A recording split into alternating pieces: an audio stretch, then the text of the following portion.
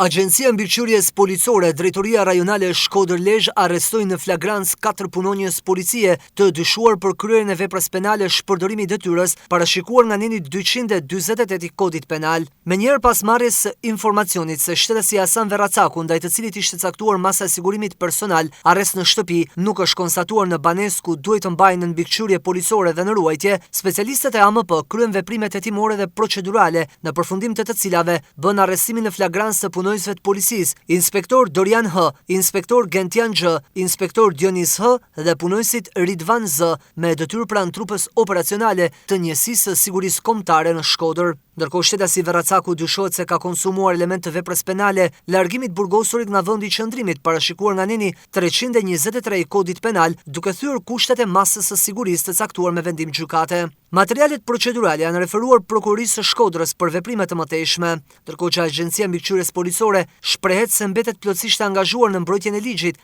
integritetit institucional dhe besimit të qytetarëve tek institucionet e sigurisë.